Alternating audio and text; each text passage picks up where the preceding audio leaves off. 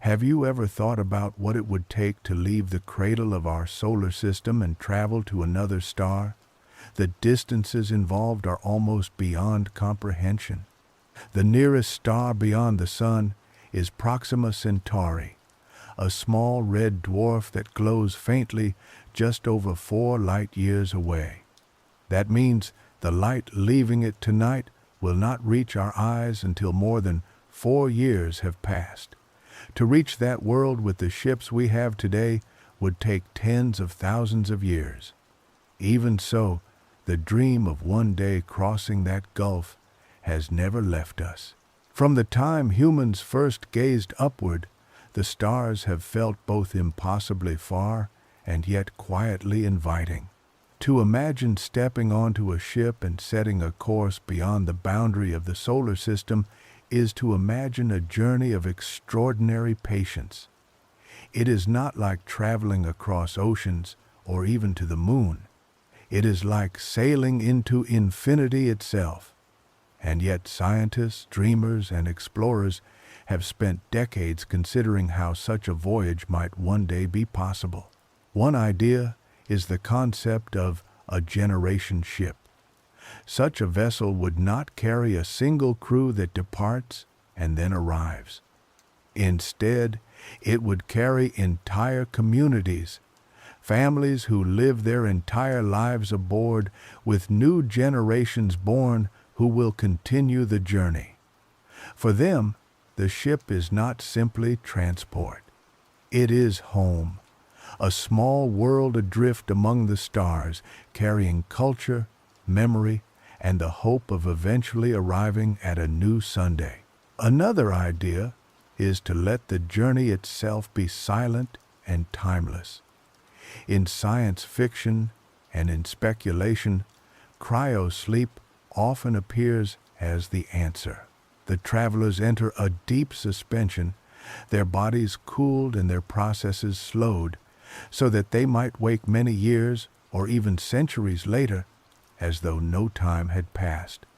Imagine lying down in one world and opening your eyes to see a new star filling the sky. The journey itself would become a dream. Even without such advanced methods, there are designs that rely on light itself. A light sail is a thin, reflective sheet that could be pushed by powerful beams of energy. With enough precision, a craft no larger than a small probe could accelerate to a fraction of the speed of light and reach the nearest star within decades. Such sails are fragile and delicate, yet they hold promise. In them, we see a bridge between science and poetry, between technology and dream. The truth is that no single solution has yet appeared. Interstellar travel remains one of the greatest challenges we can imagine. But perhaps the beauty of the dream lies not only in its practicality, but in what it says about us. To even ask the question of how to travel between stars is to confess that we are restless, that we long to see beyond horizons. We are not content to remain forever in one place. We are drawn outward, into the unknown, by a curiosity that has guided us since the beginning. Picture, for a moment, what it would be like to sit aboard such a ship. The engines fall silent.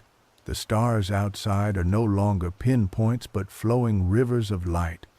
The passage of years does not matter because the journey itself has become the destination.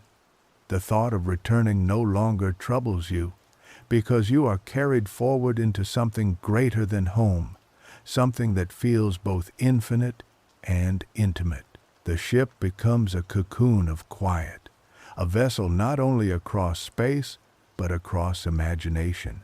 In the vast timeline of the universe, our attempts may seem small, yet small steps matter. Already, we have sent the Voyager probes drifting outward.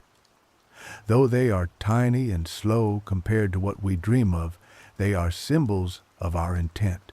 They carry whispers of Earth beyond the solar system, messages etched into golden discs, drifting into the silence between stars.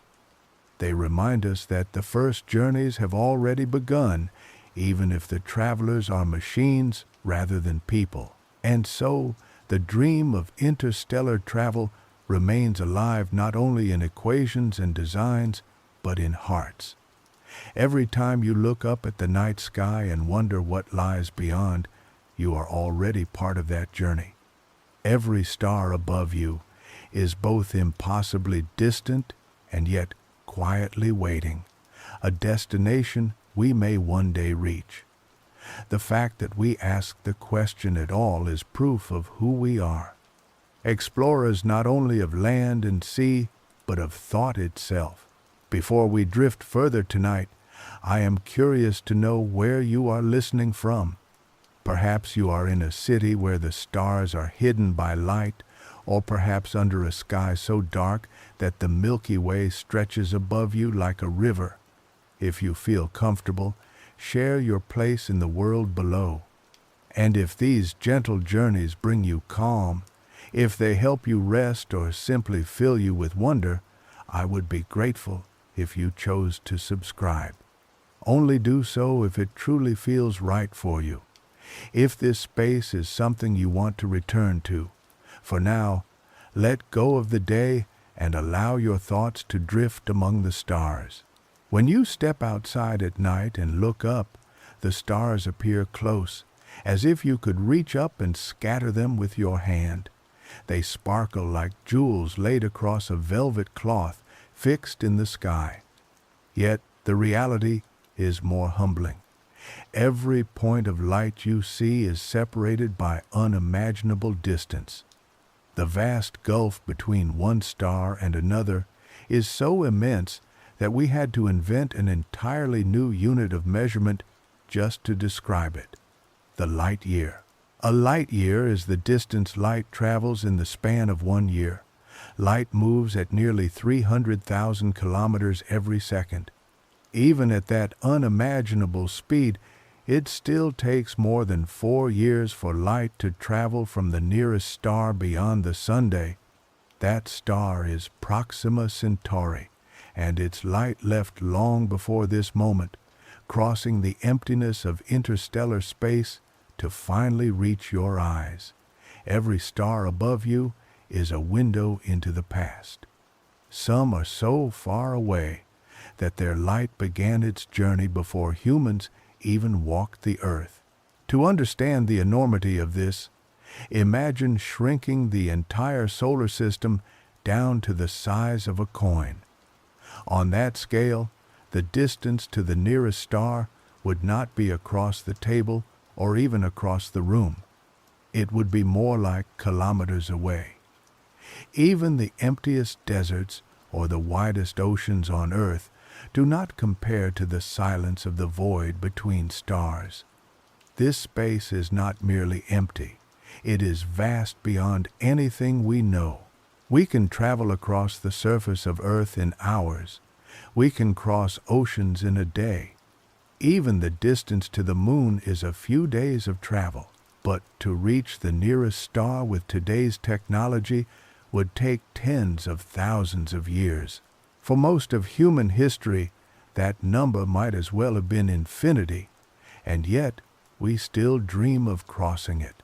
This distance also reveals something important about the nature of the universe. Stars are not clustered tightly like city lights.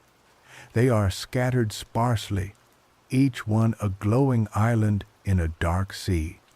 Galaxies, though bright when seen from afar, are mostly emptiness when seen up close.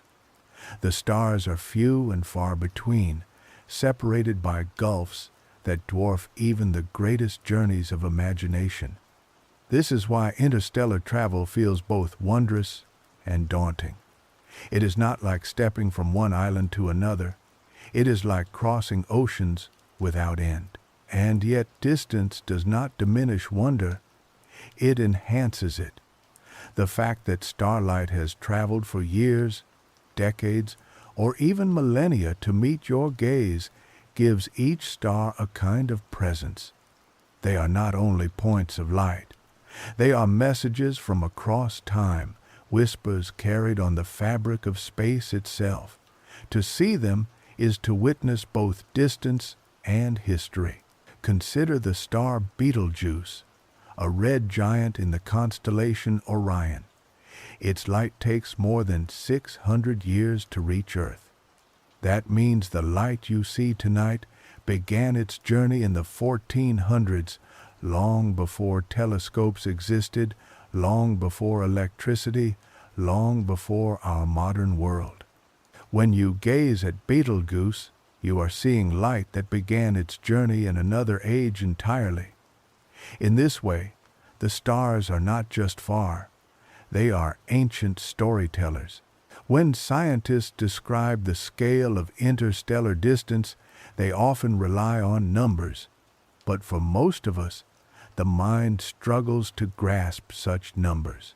Instead, it may be easier to think in terms of experience. Imagine sending a message to another star. Even if you could send it at the speed of light, it would take years to arrive. If someone replied, their answer would come back years after that. A simple hello and response could take nearly a decade. Conversation across such a span is not truly conversation at all. It is a dialogue with silence, each word separated by the slow pace of light. This is why wormholes, warp drives, and other speculative technologies stir so much imagination. They promise to fold space, to shorten distances that would otherwise remain impossible. Yet even if such ideas remain far beyond our reach, the very act of imagining them shows how deeply we long to cross those gulfs. We cannot accept the silence of the stars. We yearn to close it, to reach out, to touch what lies beyond. For now, we measure rather than travel. We build instruments that capture the faint light of distant stars and worlds, piecing together images of places we may never visit. Telescopes become our first starships, their glass and mirrors catching whispers from across light years.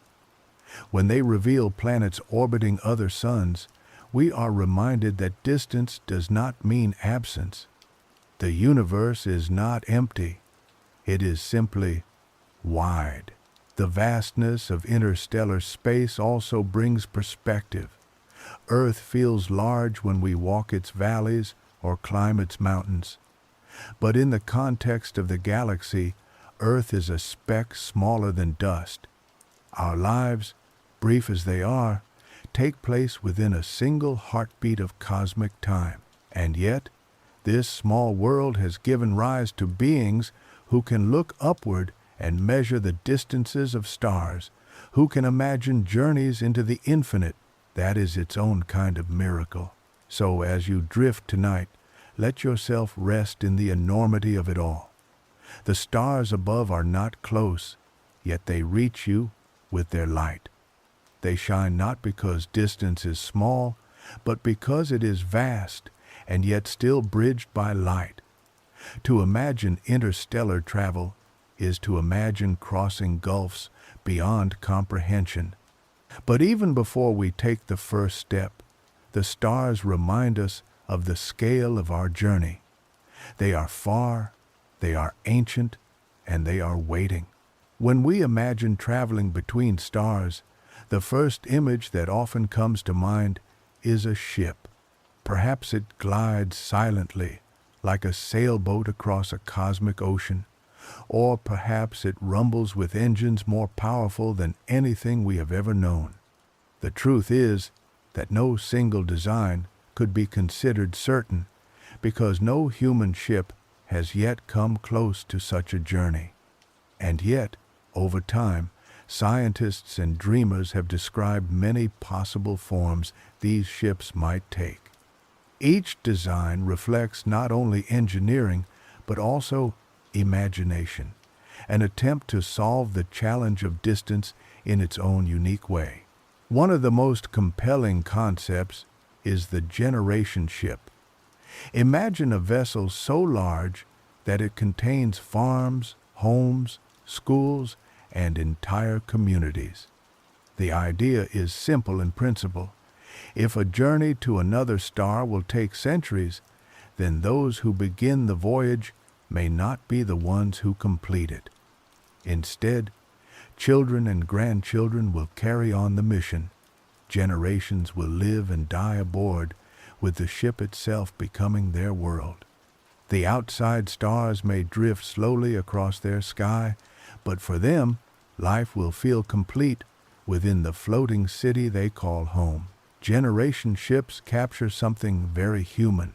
They acknowledge that our lives are short compared to the distances of space, yet they also honor the idea that humanity as a whole can undertake journeys beyond any single lifetime. To live on such a ship would mean growing up never seeing Earth, yet carrying its memory in stories, language, and culture. Arrival at the destination would not belong to the voyagers who first left, but to their distant descendants.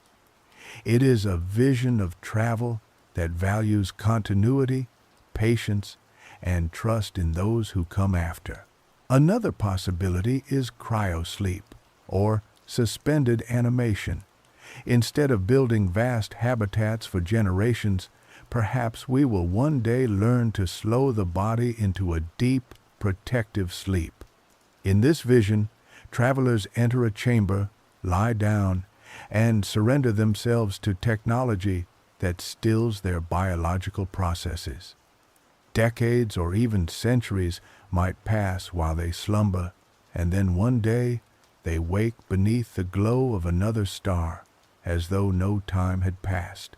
It is a softer version of travel, one that turns the journey into a dream.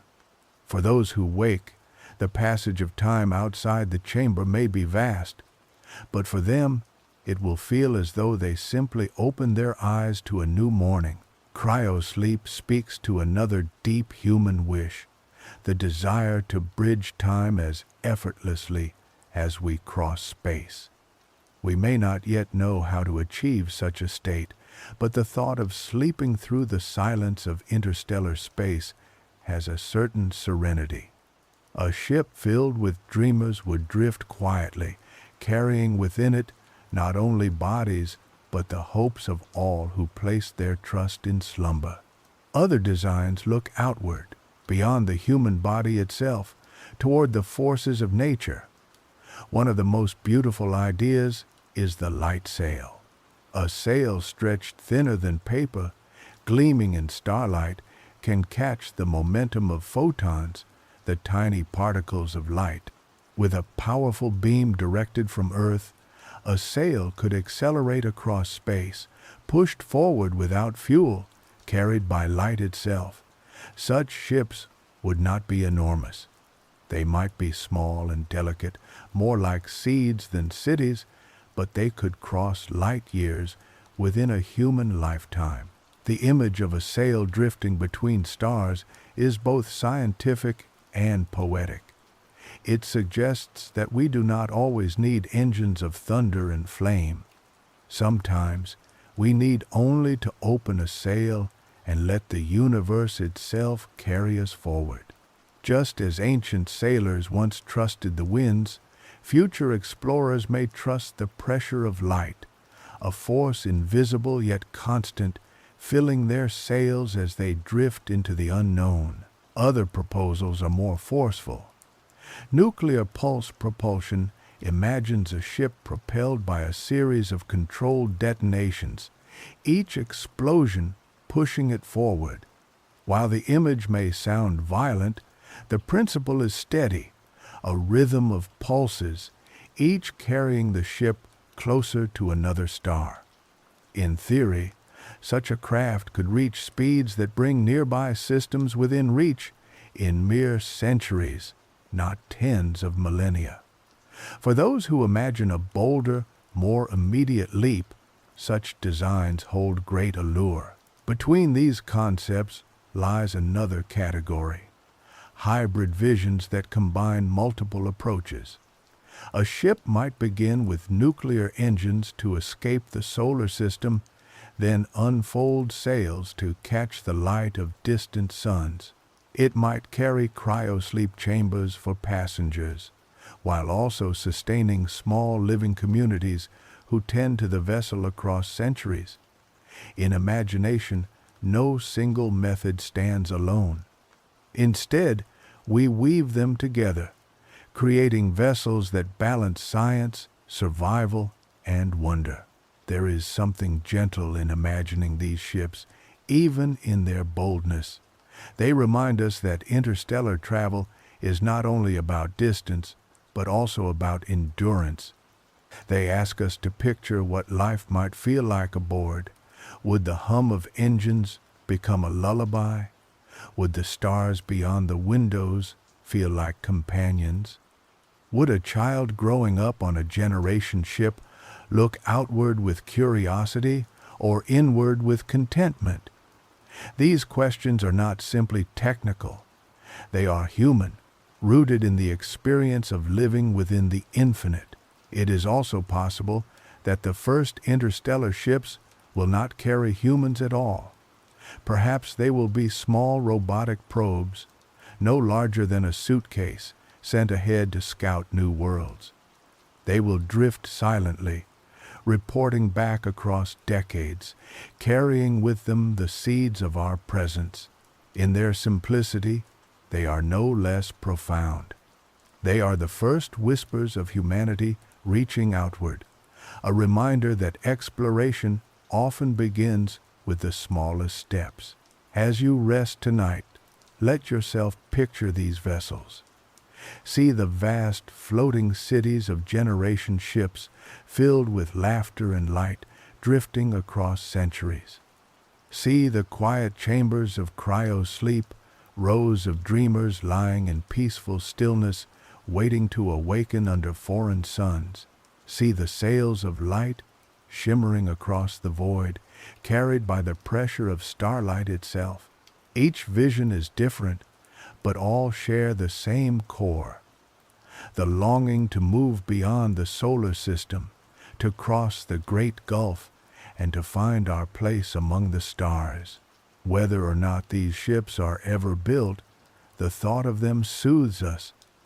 It reminds us that no distance is too vast for imagination, and that one day, perhaps, imagination will become reality.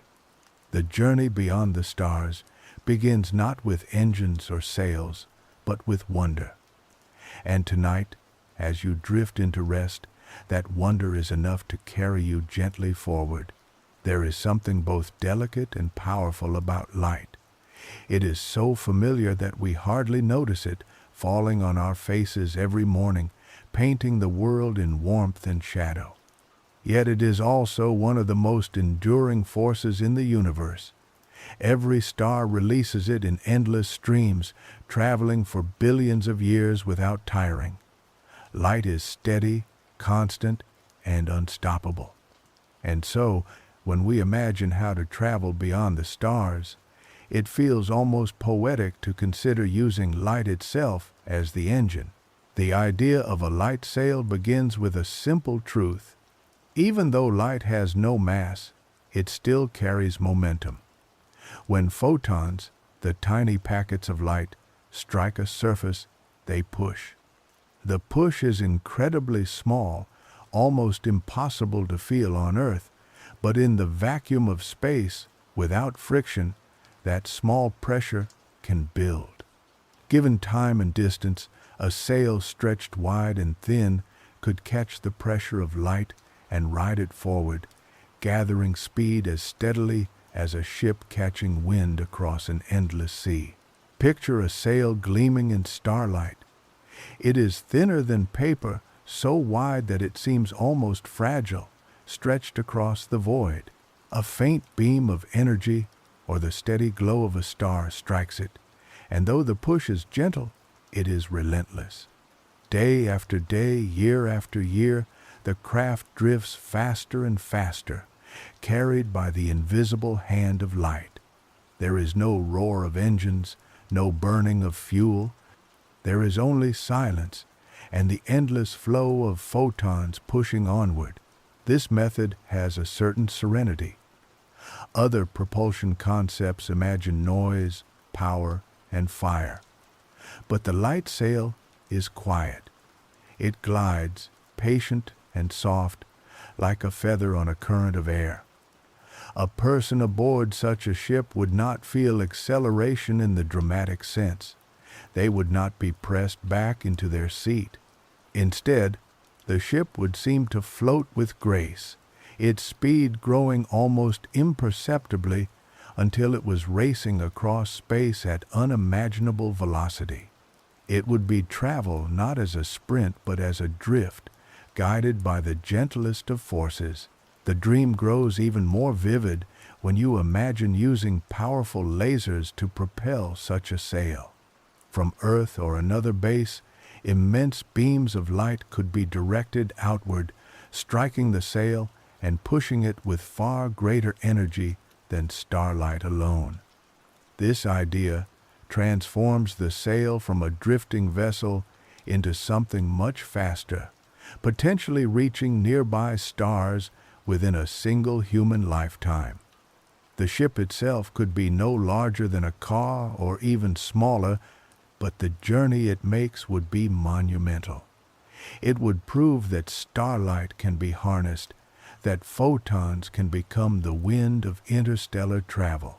The elegance of this concept lies in its simplicity. There is no heavy fuel to carry, no need for engines that consume resources. The sail itself is the engine, and light is the fuel. It is a method that trusts the universe to provide, using what is already abundant. In this sense, it feels less like conquering space and more like learning to flow with it, like a river traveler learning to ride the current rather than fight against it. Life aboard such a vessel would be strange. With no engines to thunder or rumble, the ship would be profoundly silent. The only sensation of motion would come from the gradual shift of stars outside. A crew might spend long hours staring out at the sky, watching familiar constellations change as the ship moved deeper into space. The sail itself, stretching out beyond the windows, would glow faintly in reflected light, a constant reminder that it was photons, not fuel, carrying them forward. There is something soothing about this vision. It transforms interstellar travel from a struggle against distance into a meditation on patience. The ship does not fight space. It accepts space and lets light guide it. It is not a race but a journey where time itself becomes a companion. For those aboard, the slow and steady progress would be part of the experience, a reminder that great distances can be crossed not only with force, but with calm persistence. Even as we dream of such sails, they already exist in smaller forms. Prototypes have been launched in Earth's orbit, their reflective surfaces shimmering as they capture sunlight. Though they travel only modest distances, they are proof that the principle works. Each successful sail reminds us that the idea of riding light is not only poetic but also practical.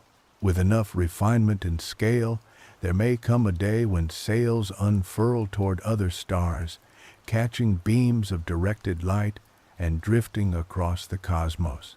What makes the light sail so captivating is not only its science, but its symbolism. It reflects something deeply human, the desire to harness what is gentle, to move not always through force, but through elegance. It is an echo of our history, when ships first spread sails to catch the winds of Earth's oceans. Those vessels carried us across vast waters, linking continents and reshaping civilizations. Perhaps one day, light sails will do the same, not across seas, but across the spaces between suns. As you picture this tonight, let yourself imagine drifting aboard such a craft. The stars ahead grow brighter, while the sail stretches behind like a gleaming wing. There is no sound except your own breath, no sense of speed except the shifting constellations. You are carried not by fuel or fire, but by the oldest force in the universe, the same light that has crossed billions of years to reach your eyes. It is a journey of stillness and movement, of silence and persistence. Even if light sails never carry humans, the idea itself is a gift. It teaches us that not all travel needs to be loud, that sometimes the quietest paths are the most enduring. It reminds us that patience is not weakness but strength, that in the grand timeline of the cosmos, even the smallest push can become powerful if it is steady. And it encourages us to look at light not only as something to see, but as something to ride, a current flowing through the universe, waiting for sails to catch it. So, as you rest now, imagine those sails unfurling, silver against the black, stretched wide to catch the flow of starlight. Imagine yourself drifting with them, not rushing but gliding, carried by photons across an endless sea. The journey is long, but it is calm. And in that calm, there is beauty. When people first began to imagine interstellar travel, they quickly realized that ordinary engines would not be enough. Chemical rockets, the kind that carried us to the moon, are powerful for short bursts, but far too weak to sustain the kind of speeds needed to cross light years. To reach another star, we would need something far more efficient, something that can release vast amounts of energy from very little material. And so, attention turned to the nucleus of the atom. Inside every atom lies a reservoir of energy, bound tightly by the forces of nature.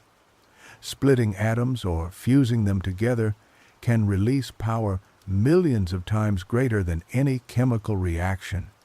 If such energy could be harnessed steadily, it could push a ship across the stars with strength unlike anything we know today.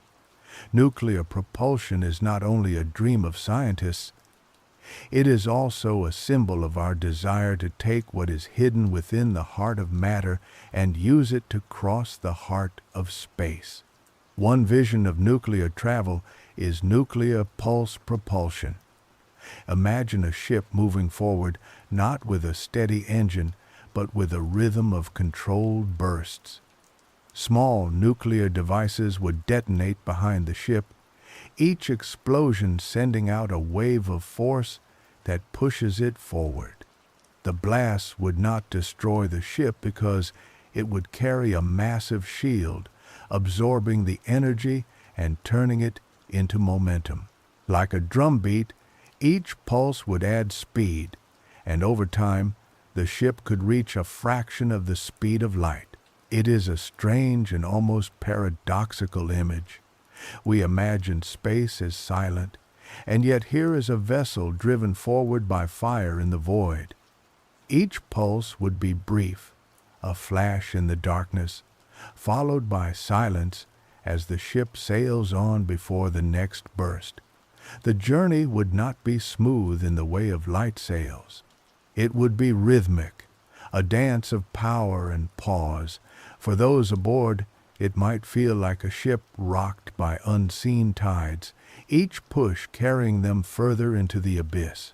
The strength of this idea lies in its potential speed. A nuclear pulse ship could, in theory, reach nearby stars within centuries rather than tens of thousands of years. While that may still seem long, it places the journey within the span of human culture and memory. Instead of being a story passed down for hundreds of generations, it becomes a mission that those who begin it could believe would one day arrive. Another concept is the fusion drive. Fusion is the process that powers the stars themselves, the merging of light atoms into heavier ones, releasing tremendous amounts of energy.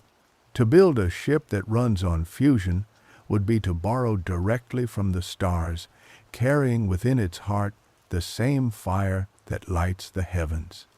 Such a ship might burn hydrogen collected from space itself, scooping it up with enormous fields as it drifts forward, turning the thin gas of interstellar space into fuel. This idea, often called a ramjet, is one of the most ambitious visions of all, a ship that never runs out of power, feeding on the very medium it passes through. The image of a fusion ship is majestic. It glows not with chemical fire but with stellar light, a miniature sun burning within its engines. Behind it stretches a plume of plasma, fading into the darkness. Its motion is steady, relentless, not given to bursts but to continuous acceleration. Aboard such a vessel, passengers would feel the hum of energy at their backs, knowing they were carried by the same force that powers the universe. Of course, these concepts are not without their challenges. To carry nuclear devices safely, to shield the crew from radiation, to build engines that can withstand such forces, all of these are obstacles. And yet, even as problems, they reveal the scale of human imagination, for when we consider such risks, we do not turn away. We ask how they might be solved, how the dangers might be transformed into possibilities. That, too, is part of the dream. There is something bold in the very thought of nuclear ships. They are not delicate like sails, not passive like drifters. They are engines of determination, embodiments of human will. They declare that distance is not too great, that we can carve paths through space with the same fire that reshaped our world on Earth. And yet, when imagined with gentleness, they are not only engines of power, but of persistence. They remind us that journeys do not always require quiet. Sometimes they require rhythm and strength, bursts of energy followed by calm. For those aboard such a ship, the experience would be profound. The ship itself would become a cocoon of steel and shielding, protecting its travelers as it rode on waves of fire. Through the windows, the stars would not seem closer day by day, but year by year. The journey would be long, yet not endless. Children born at the beginning might live to see the target star loom larger in the sky. Entire lives could pass within the vessel, yet the dream of arrival would remain real. As you imagine this tonight, let yourself picture the ship in motion. Behind it, bursts of light flare in silence, each one pushing it forward. The vessel glides between the stars, carrying its small community of souls. Inside, life continues with its rhythms, quiet conversations, meals shared, moments of wonder as constellations shift through the windows. Outside, the void stretches on, vast and eternal. But the ship is moving, steady and bold, carrying its travelers toward a destination they may one day call home. Whether such ships are ever built is uncertain. Perhaps the future will favor sails of light, or perhaps we will discover something entirely new. Yet the vision of nuclear propulsion remains powerful because it connects us to something deeper. It shows that even in the emptiness of space, we are willing to bring fire, to carry within us the ability to ignite journeys that span the stars. It shows that exploration is not only about delicacy, but also about courage, about trusting ourselves to wield great power with care. So as you rest now, think of the nuclear ship drifting outward. Its rhythm of pulses echoes like a heartbeat across the void, strong and steady. It is a reminder that there are many ways to cross the stars, some quiet, some powerful, all beautiful, in their own way. And in the end, it is not the method but the journey itself that matters. The dream of reaching the stars continues, and tonight, that dream is enough to carry you gently towards sleep. Time is one of the most familiar things we know, and yet it is also one of the strangest. We measure it with clocks, mark it with calendars, and live our lives by its steady rhythm. But the universe does not treat time as a single constant flow. Instead, it bends and stretches, depending on where you are and how fast you are moving.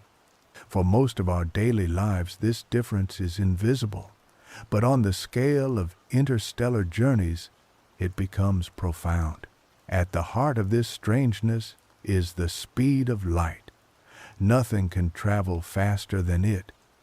As you approach that cosmic limit, the universe seems to respond by altering the way time itself behaves. To the traveler moving close to light speed, the passage of hours, days, and years feels normal. But to those watching from outside, time for the traveler appears to slow down. This effect is not imagination. It has been measured, proven, and confirmed. We call it time dilation. Imagine two friends. One remains on Earth, living an ordinary life. The other boards a ship capable of reaching close to the speed of light and sets out for a star. For the traveler, perhaps only a few years pass before arriving. But when they return, they discover that decades or even centuries have gone by on Earth. Time has flowed differently for each of them. They are reunited, but their lives have diverged, separated not only by distance, but by time itself. This effect raises both wonder and melancholy. On one hand, it suggests that interstellar journeys might not feel impossibly long to those aboard. A trip of centuries might pass in only years for the crew, if their ship moves quickly enough. They could set out, live their lives, and arrive at a destination without feeling the vastness of the centuries outside. On the other hand, they would leave behind a world that ages without them. Loved ones would grow old and pass away. Civilizations might change entirely. The travelers would return strangers to the world they left. For those who dream of crossing the stars, time dilation offers both hope and mystery. It softens the burden of distance but deepens the cost of leaving. It transforms interstellar travel into a kind of one-way voyage, not because return is impossible, but because return would mean stepping into a future where everything familiar has changed. It is a journey not only across space, but across the unfolding of time itself. There is something almost dreamlike about imagining such a voyage. Picture yourself aboard a ship, engines roaring to life as it accelerates close to the speed of light. Days pass, and you watch the stars outside blur slightly, their light shifting as you move faster. Inside the ship, life continues in its steady rhythm. Meals are eaten, conversations shared, sleep comes and goes, yet all the while, outside the vessel, time is flowing differently. When you arrive at a new star, you feel only a few years older. But if you were to look back, Earth would have aged far beyond your experience.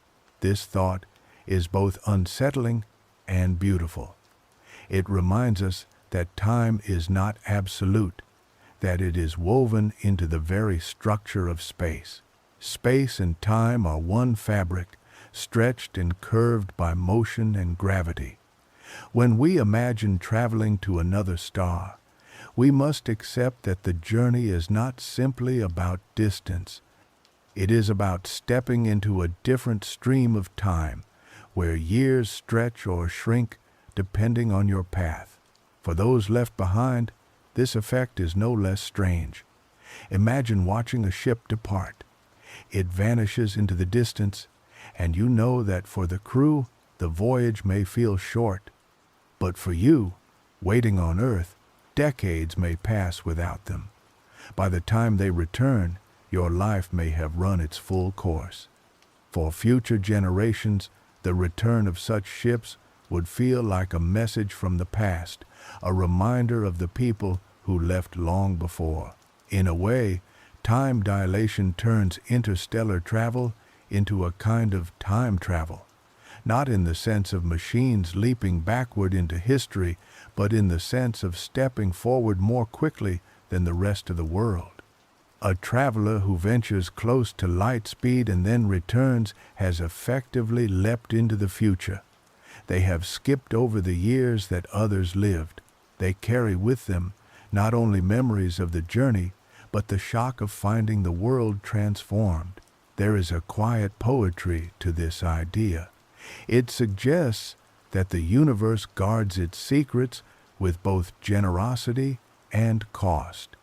It allows us to cross vast distances, but only if we accept that time itself will bend around us. It invites us outward, but with the knowledge that such journeys reshape the meaning of home. The stars may be waiting, but the people we leave behind may belong to another time by the moment we return. What might life aboard such a ship feel like, knowing this truth? Perhaps the crew would form their own sense of time, measuring it not against Earth but against their journey. For them, anniversaries would be counted by the ship's calendar, not the planet they left. They would become their own culture, tied more to the rhythm of their voyage than to the flow of years outside. Their sense of identity would shift. They would not be simply people of Earth, but people of the voyage, carried by light and altered by time. This effect also shapes how we imagine colonizing other worlds. If a ship reaches another star and establishes a community, that settlement may never be in sync with Earth. Communication would be delayed not only by distance but by time itself. Messages sent one way might arrive centuries after they were written. Replies might come long after the original sender is gone. The bond between Earth and its distant children would be more memory than conversation, more history than dialogue. And yet, even with these challenges, time dilation is not only a burden, it is also a gift. It means that travelers may not need to surrender entire lifetimes to reach the stars. They can cross distances that once seemed impossible within the span of their own years. They can step onto new worlds and see new skies, not only as distant descendants but as themselves. The price is leaving behind the flow of time they once knew. The reward is touching another star. As you drift tonight, think of time not as a fixed river but as a shifting tide. Imagine yourself aboard a ship moving close to the speed of light, where days pass in gentle rhythm while centuries flow by outside. Imagine the wonder of stepping onto another world, alive and awake, while knowing that Earth itself has moved on. In this way, the journey becomes more than travel. It becomes transformation, a reminder that the stars are not only far away but also waiting in another time. When we think about traveling to another star, one of the most profound challenges is time. Even with the fastest ships we can currently imagine, such a journey may last not years but centuries. For a single human lifetime, that distance is simply too vast. And so, another vision emerges, one that accepts the long passage of time not as an obstacle, but as the foundation of the journey. That vision is the generation ship. A generation ship is not a vessel in the traditional sense. It is not a craft designed for a quick trip or a single crew. It is more like a floating world, built to sustain entire communities for hundreds of years. Those who set out would never expect to see the destination themselves. Instead, Their children, grandchildren, and countless descendants would carry on the mission. The ship itself would become their planet, its corridors their valleys, its lights their sun, its walls their horizon. Imagine stepping aboard such a vessel. Instead of narrow halls and cramped cabins, you find wide living spaces, gardens lit by artificial skies, and lakes reflecting the glow of lamps designed to mimic sunlight. The hum of machinery is ever present, but life continues in familiar rhythms. Children run through walkways, families gather for meals, teachers speak of history, mathematics, and the stars. The difference is that outside every window lies not fields or oceans, but the endless night of interstellar space. In such a place, culture would evolve differently. Traditions would emerge that make sense only aboard the ship. Festivals might celebrate milestones of the voyage 100 years since departure, 200 years closer to the destination. Songs might be written not about rivers or mountains, but about the quiet stars and the hum of engines. For those born aboard, Earth would not be home but history, a story told in books and images passed down through generations. Their true home would be the ship itself. The social structure of a generation ship would carry unique challenges. Decisions would need to be made not only for the present crew, but for those yet unborn. Resources would need to be managed with great care. Every crop harvested, every drop of water recycled, every spark of energy produced would matter. Life would be shaped by balance, by the constant awareness that the community lives within a closed world, one that must endure for centuries. In this sense, a generation ship would mirror the Earth itself, a reminder that we too live within a closed system sustained by delicate cycles. For those aboard, the stars outside might become symbols rather than destinations. The nearest suns would drift slowly across the sky, but the journey would stretch beyond any one lifetime. A child might gaze out a window and hear stories of the star they were heading toward, knowing that it was still many centuries away. That child might grow old and pass before the star grew even slightly brighter. And yet, the faith in arrival would persist, carried forward through generations like a torch that never goes out. There is something profoundly human about this vision. It acknowledges our limits, yet still dares to dream of reaching beyond them. We may not live long enough to cross to another star, but as a species, we can build a path that spans time itself. The generation ship is not a single person's journey. It is a collective undertaking, a chain of lives linked together by purpose. What would it feel like to live knowing that your entire life takes place aboard such a vessel? Perhaps it would not feel strange at all. For those born aboard, it would be normal. Their playgrounds would be gardens under domes. Their skies would be panels of artificial light that dim and brighten with a rhythm that mimics day and night. Their stories would not be about leaving Earth, but about maintaining the ship, keeping it alive for future generations. They would not dream of oceans they have never seen, but of the star waiting ahead, their promised land in the distance. The psychology of such a community would be fascinating. Some might feel proud, carrying the mission forward. Others might struggle, wondering why they should dedicate their lives to a destination they will never see. Leaders and teachers would have to keep the vision alive, reminding each generation that their role is part of something larger. It is a delicate balance between individual purpose and collective destiny. Without that balance, the mission could falter, and yet, if maintained, such a society could thrive. Over time, people might stop thinking of themselves as voyagers at all. They would see themselves simply as inhabitants of a world that just happens to drift through space. The walls of the ship would become their horizon, the engines would become their mountains, the great dark sky outside would be their ocean. Arrival would not even be the most important part of the story. Survival, community, and continuity would be the true achievements. In a way, humanity has already experienced something similar. We live on Earth, a planet that sustains us as it drifts through space.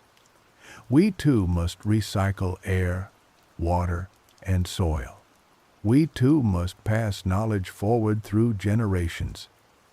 Earth is itself a kind of generation ship, carrying us not to another star, but around our own sun, year after year. To imagine living aboard a constructed generation ship is to reflect on our own world in miniature, to see how fragile and yet resilient such systems can be. For those drifting off to sleep tonight, imagine life aboard such a vessel. Picture yourself walking through long gardens where artificial sunlight glows above.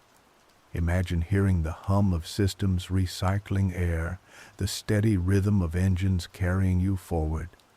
Children play, laughter echoes, and beyond the windows lies the quiet night of interstellar space. Outside, the stars wait in silence, but inside, life is vibrant and warm. You are part of a story that stretches not across years but across centuries. Whether such ships are ever built remains uncertain, but the idea itself is valuable. It reminds us that interstellar travel is not only about speed, but about endurance. It teaches us that journeys can be carried not by individuals but by communities, each one adding their part to the long chain of time. It invites us to see continuity as its own form of courage, and it shows us that even in the silence between stars, human life, with all its songs and stories, could thrive. The generation ship is a dream of patience, of trust, and of connection. It tells us that the journey can matter as much as the destination, that lives lived in motion are no less meaningful than lives lived in place. It is not a sprint across the cosmos, but a slow unfolding of time, carried by generations who accept the stars not as immediate prizes, but as eventual gifts. Arrival is one of the most powerful ideas in all of exploration. For centuries, people on Earth have dreamed of reaching horizons that lay just out of sight. Sailors set out across oceans not knowing what coast might greet them. Pioneers crossed deserts and mountains, hoping to find fertile valleys or safe rivers. Yet all of those journeys, however vast, were still upon the same world. To imagine arriving at another star and stepping onto a planet orbiting it is to imagine an arrival unlike any other in history. The journey across light years would be long, measured in generations or transformed by the strange effects of relativity, but eventually, after all the drifting and waiting, the destination would come into view. At first it would be a faint star, no different from countless others. Then, slowly, it would grow brighter, its light stronger. Worlds circling it would appear as small points of shadow and reflection. Instruments would scan them, measuring their atmospheres, searching for water, air, and the possibility of life. The moment of recognition that a new world truly lies ahead would be one of the most profound milestones any traveler could know. Imagine standing aboard a ship that has traveled for centuries. You look out a window or into a viewing chamber, and there it is, a planet with clouds swirling, continents forming shapes across its surface, oceans shining blue or green. It is not Earth, but it is alive with possibility. The first glimpse would be unforgettable. After generations of imagining, of telling stories about the promised destination, here at last is a real place, waiting to be touched. Stepping onto such a world would be an experience that words can only faintly capture. The air might taste different, filled with unfamiliar scents carried by winds that have never touched human skin before. The light of the sun above might fall in a slightly different color, casting shadows unlike those on Earth. Perhaps the sky would have a hue we have never known, deep green or violet at dusk, shaped by the chemistry of its atmosphere. The ground beneath your feet might be soft with alien grass or hard with stones polished by alien seas. Every step would be a reminder. This is not home, but it could be. The first sounds would be just as strange. Maybe the world is quiet, its wind slow, and its creatures hidden. Or perhaps it is filled with life, a chorus of calls, rustles, and songs from forms of existence we cannot yet imagine. To sit and listen would be to hear an entire new language of the planet itself, a language that has spoken for millions of years without human ears to hear it. Water, if it exists, would be one of the most magical discoveries.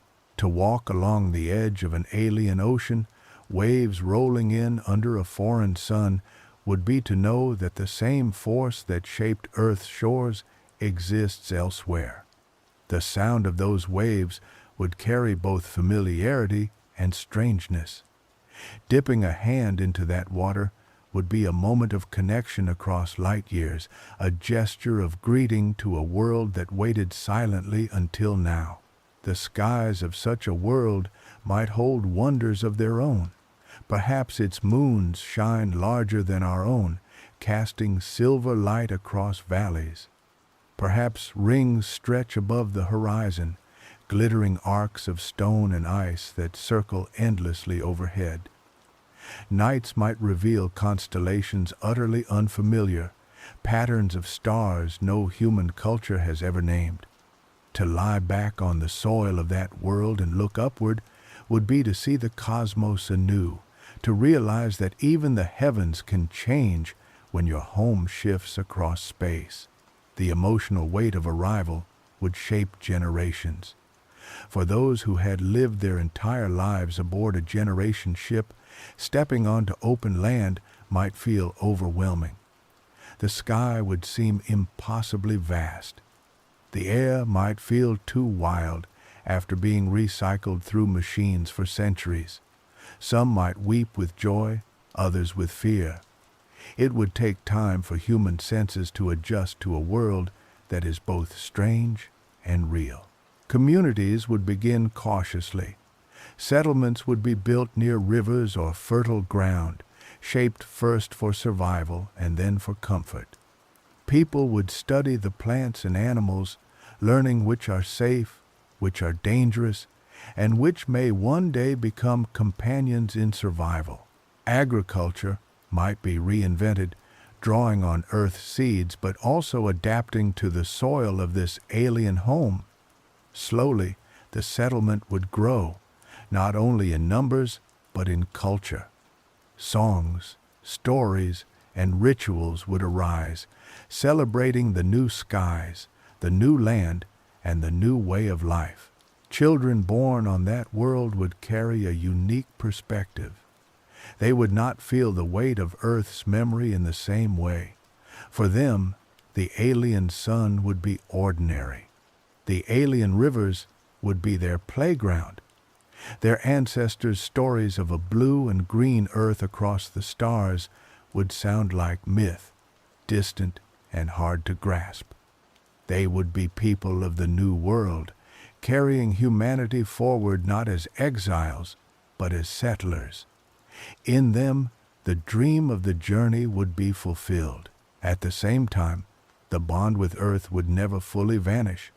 Even if centuries had passed, even if communication was impossible, the memory of our origin would remain. The settlers might keep maps of Earth's continents, poems about its seas, and paintings of its forests. They might look up at the night sky, find the faint glow of the distant sun they once called home, and tell their children that far away, across unimaginable distances, there is another world where humanity began. The new world would not erase Earth but would add to its legacy. For those resting tonight, it is comforting to imagine arrival. Picture yourself stepping out of the ship, feeling the soil of another world beneath your feet. The air is fresh, cool, and filled with scents you cannot name. The horizon stretches out before you, colored by skies no human eye has seen before. In that moment, the centuries of travel vanish, replaced by the wonder of presence. You are not dreaming of the stars anymore. You are standing beneath them on a world that was once only a point of light. The story of humanity has always been one of movement, of seeking and settling, of looking to horizons and walking toward them. Arrival at another star would be the greatest continuation of that story. It would mean that distance and time, however vast, are not barriers but bridges. It would mean that the universe itself can become a home, and so, even if the journey is long and uncertain, the thought of that moment, of skies, oceans, and lands waiting beyond our own, is enough to comfort us. It reminds us that every dream of travel is, at its heart, a dream of arrival. When people dream of settling another world, they often picture the practical side first. They imagine domes to protect fragile lungs from thin air, machines to recycle water, or greenhouses filled with Earth's plants. Survival is indeed the first challenge, but it is only the beginning. The deeper story lies in how humans would change once survival was secure. Cultures do not simply transplant from one world to another. They grow, adapt, and transform, shaped by the lands and skies around them. Consider the way Earth's civilizations formed.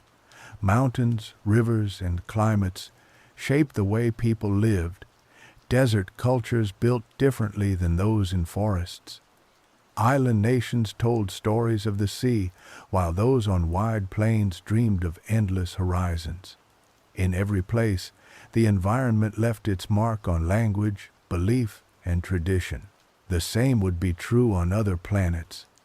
An alien world, with its unfamiliar skies and strange landscapes, would sculpt the very identity of those who called it home. Imagine a settlement on a planet with a pale green Sunday.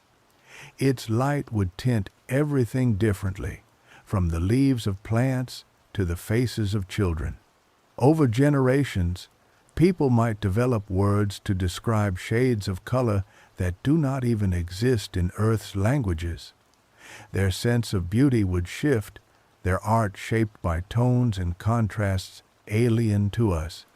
Their songs might reference not the golden warmth of a sunset, but the emerald glow of twilight under their foreign star. Gravity itself would leave an imprint.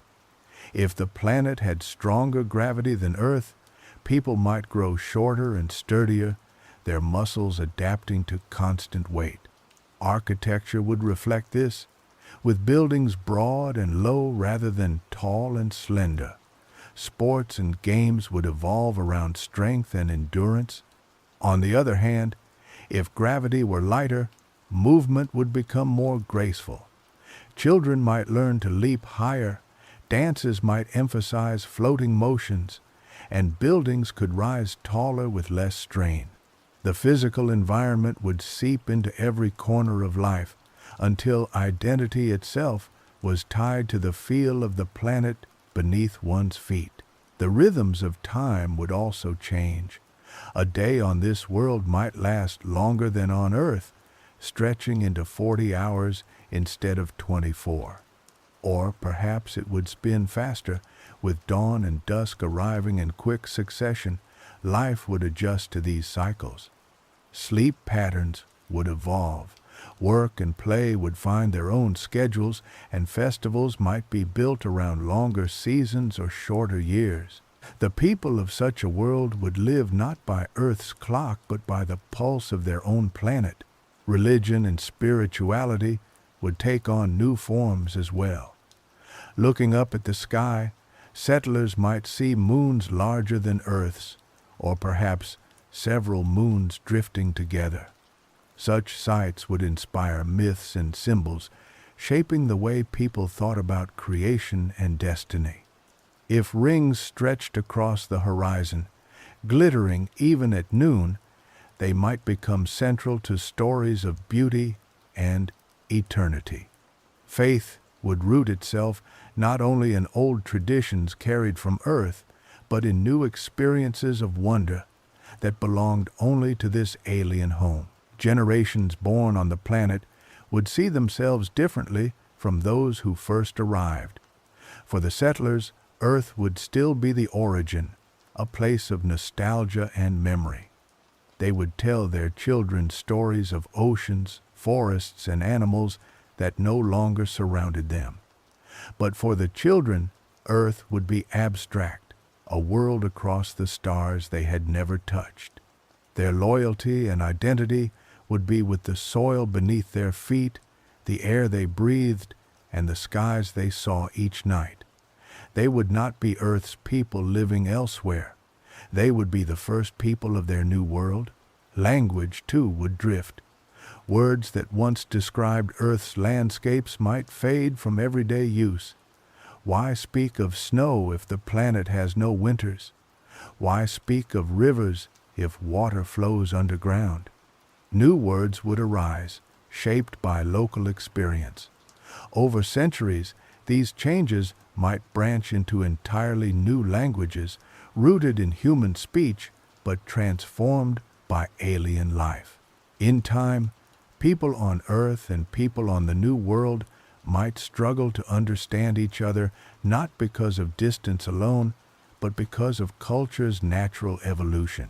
The bond between such distant civilizations would be fragile but profound. Messages traveling between stars would arrive centuries apart. A greeting sent from Earth might be received long after the original sender was gone. Replies would take equally long to return. The relationship would be more like a correspondence between eras than between individuals. Each world would grow on its own, yet both would remember that they were linked not only by ancestry, but by the daring journey that first connected them. Art would carry some of the deepest transformations. Imagine music written not for the rhythms of Earth's day, but for the pulse of a longer night. Imagine paintings illuminated by alien suns, colors we cannot yet describe filling canvases. Imagine literature that speaks not of seashells and mountains, but of landscapes entirely new, glowing forests, skies heavy with two moons, deserts of crystal sand. Culture would flourish, rich and strange, but undeniably human at its core. Even the idea of beauty would shift. Features admired on Earth might lose their meaning. Instead, traits shaped by adaptation to the new environment would become signs of health and strength. Beauty would be redefined, not by Earth's standards, but by the necessities of life in a new world. Over time, these differences would deepen. Humanity would remain one species, yet its branches would grow apart, shaped by the suns and soils they called home. In this sense, colonizing another star is not only about survival, it is about transformation. To leave Earth is to accept that we will not remain the same.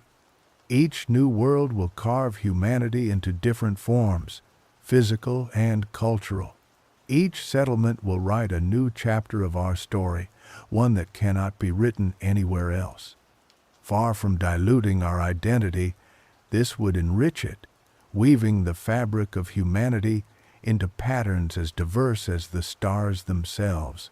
As you picture this tonight, imagine standing among the first settlers on such a world. Around you, children play in fields of plants no human hand has ever tended before. Above, moons drift across the sky, casting silver shadows on alien ground. In the distance, new homes rise, filled with songs that blend memories of Earth with the rhythms of a new land. You are part of something larger than survival. You are part of the creation of a new culture, one that belongs to this world alone. And so, the journey does not end with arrival. It begins again with adaptation. Humanity would not only touch the stars, but live beneath them, shaping lives that reflect the uniqueness of each new home. The stars would not simply be destinations. They would be places where humanity learns to grow in countless directions, each as real and alive as the one we now call Earth. One of the most profound questions about interstellar travel is not how we might arrive, but what comes after. Suppose humanity succeeds in reaching other stars and settling on their planets. Suppose children grow up beneath alien skies and generations pass until those worlds feel as familiar to them as Earth once did. What then becomes of the connection between us?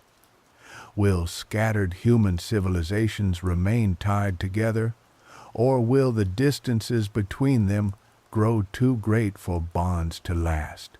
On Earth, distance has always shaped culture. Islands far apart developed languages, traditions, and stories that made sense only in their own environments. Over time, even groups that shared origins became distinct, separated by oceans and mountains. Now imagine that instead of oceans, the separation is measured in light years. Communication does not take days or months, but centuries. Travel between worlds is not a matter of weeks, but of lifetimes. The challenge of connection becomes almost unimaginable. To send a message across stars is to send it into the future. If Earth transmits a greeting to a colony 20 light years away, that signal will not arrive until 2 decades later. The reply will not be heard until another 20 years after that. Conversations, in the way we know them, would be impossible. What remains is more like correspondence between eras, each side speaking to descendants rather than to living peers. The flow of dialogue slows to a rhythm almost geological, stretching across centuries. And yet, even such a rhythm can create bonds. Messages may become more symbolic than practical, carrying history, art, and culture rather than immediate instructions.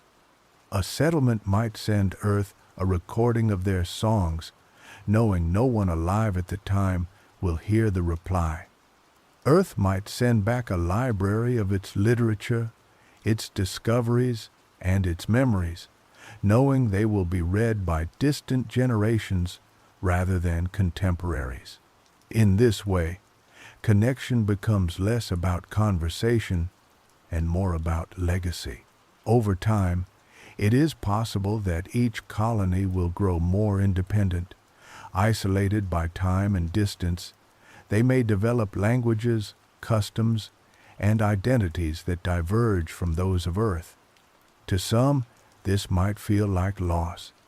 To others, it may feel like flowering. Humanity branching outward like a tree, each limb carrying its own leaves and fruits. Instead of a single culture stretched thin across space, there would be many cultures, each rooted in its own world, each shaped by its own sun, soil, and sky. There may even come a time when the descendants of Earth settlers no longer think of themselves as human in the same sense. Their identities may be bound more strongly to their planet than to their origins. They might say, "We are children of the red sun," or "We are people of the twin moons," rather than "We are humans from Earth." In their art and language, Earth may become myth, a distant ancestral homeland remembered in songs but not in lived experience. Yet bonds need not vanish entirely. Trade may be difficult, but the exchange of ideas could endure. Even across centuries, knowledge can travel. Scientific discoveries, once sent, can reshape distant worlds. Stories, once told, can inspire those who receive them long after the original storytellers are gone. In this way, humanity may create not a tightly woven web, but a loose constellation, each world glowing with its own light, yet connected by faint threads across the darkness. The silence between worlds would also shape how people think of themselves. On Earth, we are used to immediate interaction. We can call across oceans and speak in real time. In interstellar space, that immediacy would vanish. Patience would become a defining virtue. Messages sent outward might not be answered until long after the sender's death. People would write not for themselves but for the future, knowing their words would live longer than their lives. Imagine a child born on a distant world reading a message sent from Earth centuries before. The words describe forests, oceans, and skies the child has never seen. They carry the weight of history, the memory of a planet that feels like legend. For the child, Earth is both real and unreal, a place too far to ever touch, but close enough to shape imagination. That child might write their own message in reply, knowing it too will be carried forward into the future, received by someone they will never meet. This is not connection as we know it, but it is connection all the same, stretched thin, but never broken. There is also the possibility of drift, of worlds losing all contact over time. A colony might grow self-sufficient and see no need to maintain the long, slow exchange. Wars or disasters might sever communication permanently. Generations could pass, and Earth and its children might become strangers. One day, perhaps, explorers from different stars might meet and not even recognize their shared origin. They might approach one another with curiosity, suspicion, or wonder, only to realize slowly that they are branches of the same ancient tree. This thought can feel melancholy, but it can also feel hopeful, for even if connections fade, the essence of humanity remains. Each world carries with it the spark of curiosity, the drive to explore, and the ability to create, even if scattered. Those qualities endure. And perhaps across millennia, civilizations might rise that choose to bridge the gaps again, developing technologies we cannot yet imagine that allow them to travel or communicate more freely. For now, in the quiet of imagination, it is comforting to picture these scattered worlds as lanterns across the dark sea of space. Each one burns with human life, with laughter, struggle, art, and memory. They may not speak often, but they shine together.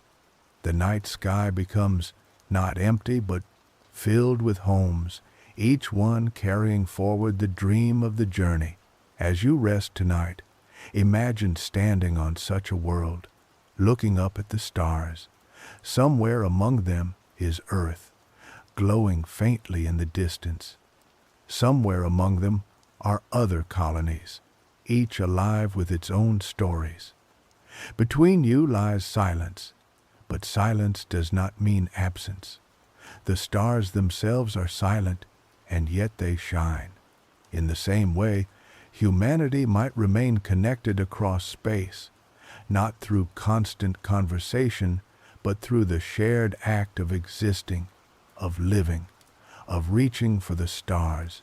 And so, the dream of interstellar travel is not only about reaching other worlds, it is about learning to live with distance, to accept that connection can take many forms, and that sometimes, even across centuries of silence, we remain linked by the simple truth that we are part of the same unfolding story. Human beings have always carried stories with them.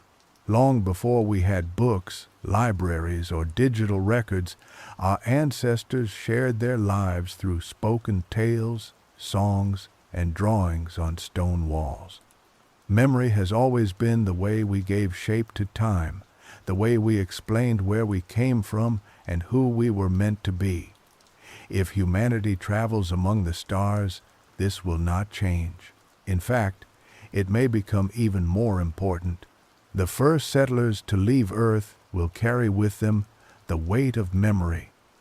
They will bring archives filled with books, music, and films. They will carry paintings, poems, and stories that shaped centuries of human life. But as generations pass on distant worlds, these memories will begin to change. They will no longer be reminders of daily experience, but fragments of a past that feels increasingly remote. To the children of those colonies, Earth will not be a place but a story. This transformation has happened many times in human history. Ancient cities that once bustled with markets, voices, and laughter are now ruins.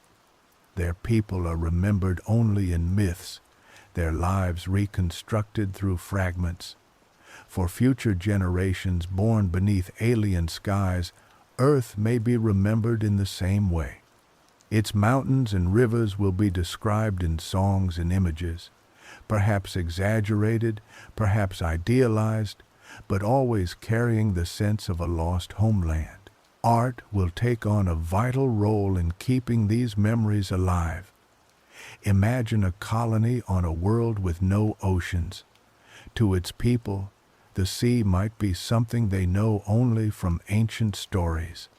And yet, they might paint oceans on walls, sing of waves crashing on distant shores, and dream of the sound of tides. These depictions may not be exact, but would still carry meaning, keeping alive the sense of connection to a planet none of them have seen. Myths will grow naturally in such settings. The first settlers will be remembered as figures of legend, not simply as ordinary people, but as pioneers almost larger than life. Their struggles, sacrifices, and triumphs will be retold in ways that mix history with symbolism. Children might learn about the ones who first breathed the air of their world, who planted seeds in alien soil, who looked up at foreign skies and declared that this too could be home. Over centuries, those figures may take on the qualities of heroes, their names preserved in songs and rituals that transcend memory. Even the journey itself may transform into a kind of mythic passage. The ship that carried the settlers could be remembered as both vessel and symbol, not just metal and machinery, but a cradle of humanity. Festivals might be held to honor the day of arrival, complete with stories, reenactments, and rituals that recall the moment when humans first touched the new land. Just as ancient cultures told stories of great voyages across seas, future civilizations may tell stories of great voyages across stars. At the same time, art will not only look backward, it will grow outward, shaped by the new environment. Poetry might describe the shimmer of alien skies. Music might draw on the rhythms of long nights beneath two moons. Paintings might capture landscapes unknown to Earth, glowing forests, crystal plains, or deserts beneath violet light. Each colony will develop its own creative language, blending human memory, with alien experience. In time, their art will be as diverse as the worlds they inhabit. Language itself will carry memory forward, though it too will change. Words once tied to Earth's landscapes may fade into metaphor. Snow might become a symbol rather than a real experience, a word for something cold and distant, used more in stories than in daily speech. Words for colors might evolve as people adapt to suns with different light. Over centuries, the language of Earth and the language of its colonies may grow apart, until stories are told in voices that sound familiar but strange, rooted in the same origin yet shaped by different skies. Memory will also be preserved in rituals.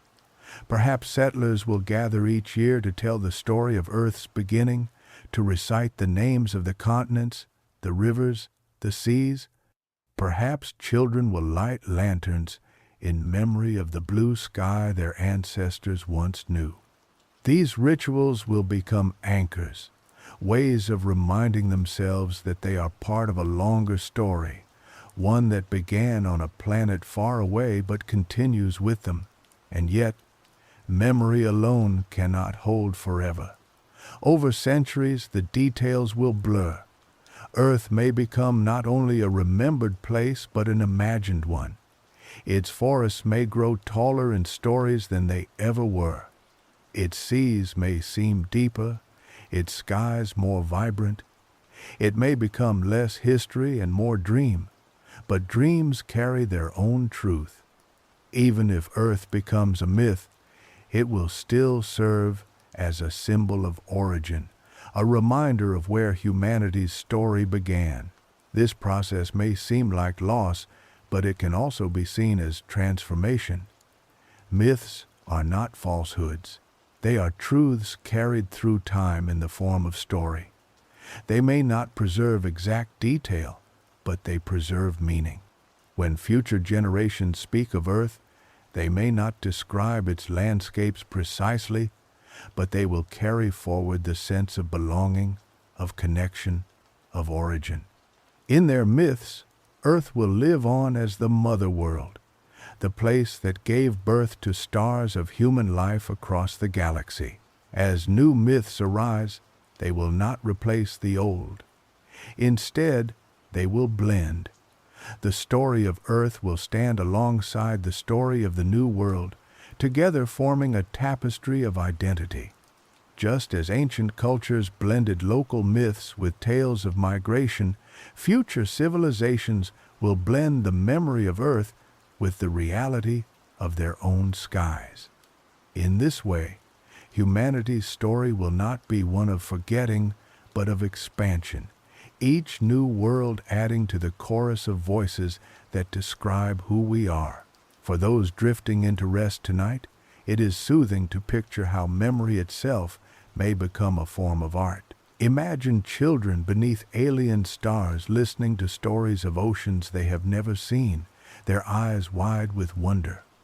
Imagine elders singing of ships that crossed the void, their voices carrying the weight of centuries.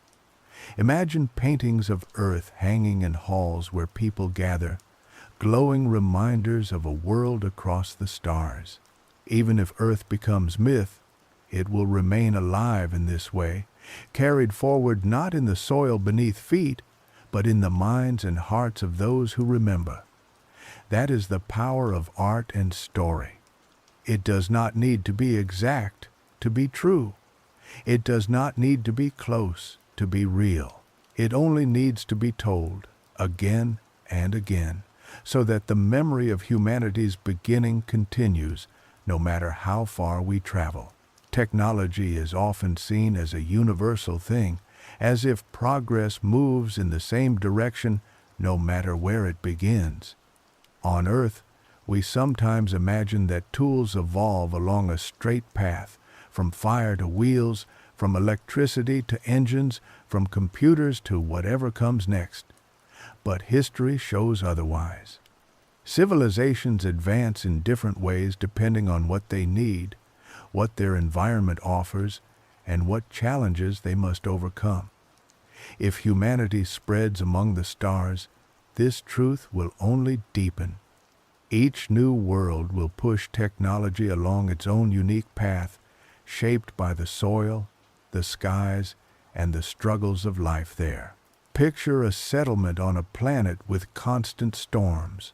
Winds howl across its surface, tearing at anything not anchored deep into the ground. Rain lashes down for days at a time. On such a world, people would focus their creativity on building structures that bend but do not break, materials that are not only strong but endlessly flexible. Their cities might look nothing like ours, not towers of steel and glass, but webs of resilient frameworks swaying in harmony with the wind. Their technology would not be about resisting nature, but about dancing with it. Now, imagine another colony, one on a dry and silent world where water is rarer than gold. Here, the greatest innovation would be systems for capturing, storing, and recycling every drop of moisture. Machines would condense water from the air.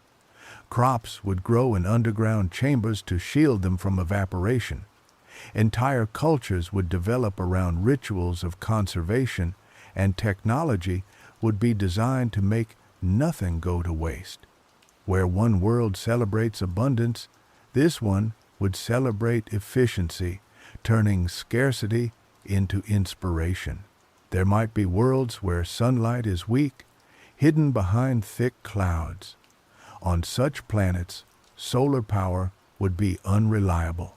Settlers would turn to geothermal energy, digging deep into the planet's crust to tap its heat.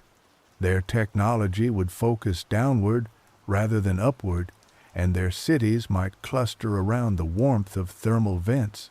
Life there would be lit not by the golden glow of a sun, but by the steady fire of the planet's core. By contrast, a world with multiple suns might have light nearly all the time. Shadows would fall in several directions at once, and nights might be brief or non-existent. On such a planet, solar energy would be endless. Cities might shine brighter than ours, powered by constant streams of sunlight. Yet even here, technology would adapt to the challenge of heat, building ways to cool, to shield, to rest in cycles that Earth-born humans would find unfamiliar. Each world would become a kind of laboratory for invention. Just as Earth's cultures developed unique crafts, weaving in some places, shipbuilding in others, interstellar civilizations would discover new tools shaped by their needs. Some technologies would spread between colonies through the slow exchange of messages and archives, but others might remain local, unknown to anyone beyond that world. In this way, human progress would become a tapestry rather than a single thread. Over time, these differences might grow astonishing. A colony that emphasizes biotechnology might learn to weave living plants into homes or grow materials that heal themselves. Another that turns to robotics might fill its cities with machines designed to assist in every aspect of life.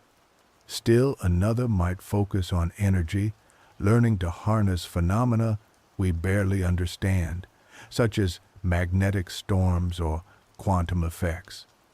Each path would reflect not only necessity, but imagination.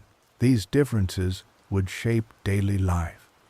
A traveler moving between colonies might find themselves stepping into worlds that feel not just geographically distant, but almost alien. On one planet, doors might open with a wave of the hand, their systems reading the body's bioelectric signals. On another, dwellings might be carved into mountainsides, warmed by underground furnaces, lit by crystals tuned to the planet's magnetic field. On yet another, homes might float on seas, carried by the tide and powered by endless waves. Technology would not only solve problems but would define how people live, how they move, how they dream. The philosophy of technology would also differ. Some civilizations might embrace progress without hesitation, always seeking faster, stronger, and stranger machines. Others might take a slower path, valuing balance over speed, designing tools that work in harmony with their environment rather than in domination of it. For some, technology might even become invisible, woven so seamlessly into life that people no longer notice its presence. For others, it might remain monumental, celebrated in vast constructions and great works. Communication between these worlds would influence this growth, but only faintly. Imagine a world sending its greatest invention into the void, a detailed description of a new kind of energy system. By the time that message reached another colony, decades or centuries may have passed. By then, the receiving civilization might have solved the same problem in an entirely different way. Their solution might be more advanced, or it might be simpler, yet perfectly suited to their needs. The exchange would enrich both sides, but would not erase their differences. It is even possible that technology could evolve so differently that one civilization would scarcely recognize another's tools. A culture based on organic technology might create devices that appear alive, while another focused on physics might produce cold, crystalline machines of immense precision. To encounter such diversity would be both humbling and inspiring, a reminder that there is no single way to progress, only countless paths shaped by circumstance and creativity. These variations could also affect how civilizations see themselves. A world that learns to live lightly might see itself as a guardian of balance, defining progress as harmony. Another that builds great engines might see itself as a conqueror of challenges, defining progress as mastery. These identities would be reinforced by the tools they create, making technology not only practical but symbolic of who they are. For those drifting into sleep tonight, it is soothing to imagine these distant futures. Picture walking through the streets of a city on another world.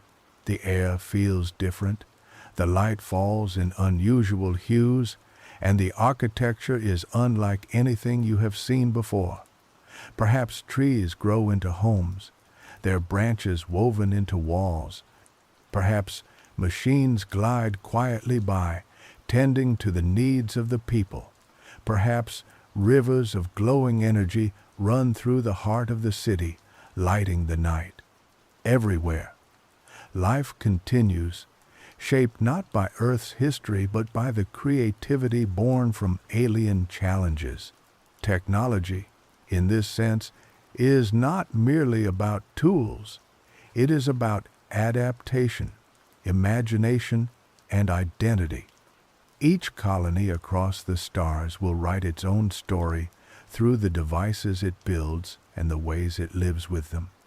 Together, these scattered civilizations will form a mosaic of human ingenuity, each piece unique, yet part of the same whole. The stars will not only be dotted with human presence, but with human invention, each shining with its own light. The greatest challenge of interstellar life is distance. Even after centuries of settlement, the silence between stars may feel like an unbreakable barrier. Messages move too slowly, ships drift for too long, and generations pass before a single reply arrives. Yet, human history shows that distance has never been a final obstacle. Oceans were once thought uncrossable, mountains unscalable, skies unreachable. Time and again, humanity has found ways to bridge what seemed impossible. The same spirit may one day overcome the gulf between the stars. One path to reconnection may lie in new forms of propulsion. The ships that first carried settlers may have taken centuries to drift to their destinations, but later generations might develop engines far faster. Perhaps they would harness the energy of antimatter, tiny particles whose collisions release power greater than anything we know today. Or perhaps they would bend the very fabric of space, warping it so that distances shrink, allowing ships to leap from star to star in a fraction of the time. The first to attempt such journeys would be pioneers once again, daring to cross not for survival but for reunion. If such technologies became real, the scattered colonies might find themselves part of a larger network once more. Travel would still not be easy, but it could become possible. Families might be able to send members to visit distant relatives, even if the journeys took years rather than lifetimes. Scholars could share knowledge in person rather than waiting centuries for transmissions. Pilgrims might even travel to Earth itself, not to live but to see the ancestral home, to walk on the soil from which humanity first spread. Communication itself might evolve even faster. Scientists dream of ways to send information not at the speed of light, but instantly, through principles not yet understood. If such a breakthrough occurred, the silence between worlds would vanish. Colonies separated by light years could speak to each other in real time, their voices carried not by slow beams of radiation, but by new laws of physics. The day such a system was discovered would be remembered as the moment humanity became one civilization again, not many. But reconnection may not be purely technological. It may also be cultural. As civilizations grow apart, they may reach a point where curiosity itself draws them back together. The descendants of settlers might wonder not only about Earth, but about other colonies, about how those worlds have changed and what lives have taken shape there. Expeditions may set out, not for conquest or necessity, but for the simple desire to know. Travelers might bring gifts of art, music, or knowledge, hoping to share and to learn. In this way, reconnection would be more than the linking of communication lines. It would be the linking of hearts and minds across stars. The process may not always be peaceful. Differences can lead to tension as much as to curiosity. Worlds with strong technologies may attempt to dominate weaker ones. Cultures that have grown in different directions may misunderstand each other. But even such challenges would be signs of contact, of interaction returning after centuries of silence. And over time, conflicts might give way to cooperation, as people remember that despite differences, they all share the same origin, the same story of leaving Earth and seeking the stars. It is also possible that reconnection might come from an outside force. Humanity may not be alone in the universe. If we encounter other intelligent beings, the need to unite may become stronger than ever. Colonies scattered across light years might find common cause in the face of contact with another species. Even if those beings are peaceful, the simple knowledge of their existence may remind humanity that we are one family. No matter how far we have spread, the urge to reconnect, to support one another, may rise not only from within, but from beyond. Imagine what such reunions might feel like. Picture a ship arriving from another star, carrying visitors from a world unseen for centuries. Their faces might look different, shaped by gravity, climate, and culture. Their voices might carry accents strange to the ear. Yet when they step onto the soil of a sister colony, there would be recognition. They are not strangers. They are part of the same story. Tears might fall, songs might rise, and feasts might be held to celebrate the return of kin across the void. The exchange of knowledge would be profound. One world might share new medicines grown from alien plants, another might bring energy systems perfected in their environment. A third might carry stories, poems, and songs that no one else has heard for centuries. In these exchanges, the richness of human diversity would shine, reminding all that difference is not weakness, but strength. The stars would no longer divide but connect, each world adding its own piece to the grand mosaic of civilization. For those drifting into rest tonight, it is comforting to imagine the silence between stars breaking at last. Picture a signal arriving on a distant world, not after centuries, but in the moment, carrying greetings, laughter, and stories from far away. Picture ships gliding across space not for survival but for celebration, linking the scattered branches of humanity into one family again. The universe remains vast, but in that vision, it feels less lonely. The story of reconnection is not guaranteed. It depends on discoveries not yet made, on choices not yet taken, and on patience that stretches across generations. Yet even the thought of it carries meaning. It reminds us that separation is not the end, that distance is not forever, and that the bonds of origin can outlast even the silence of stars.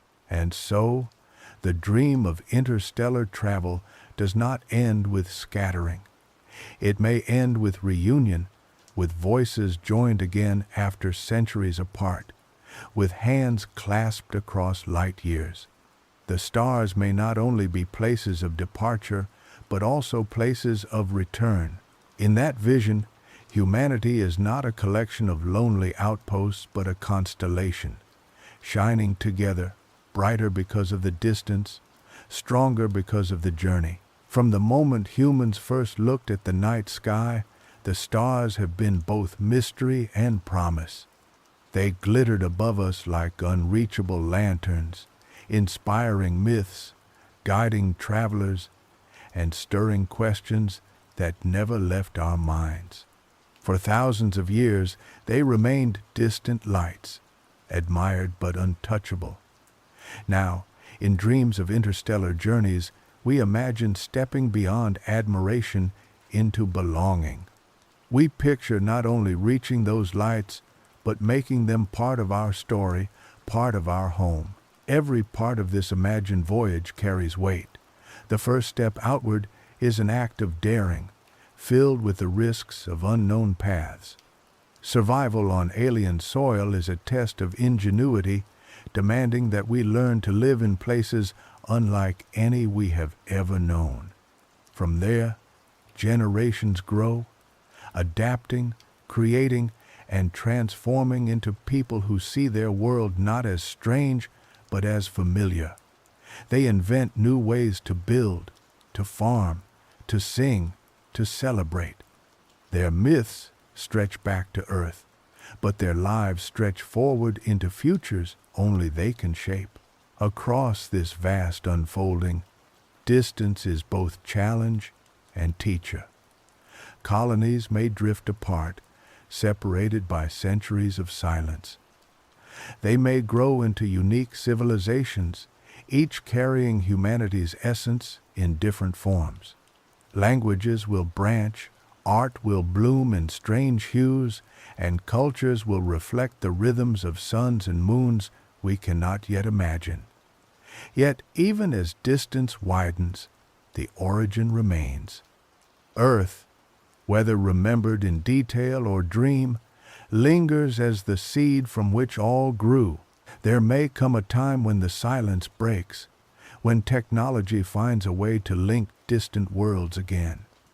Ships may glide faster than thought possible. Signals may leap instantly across the void.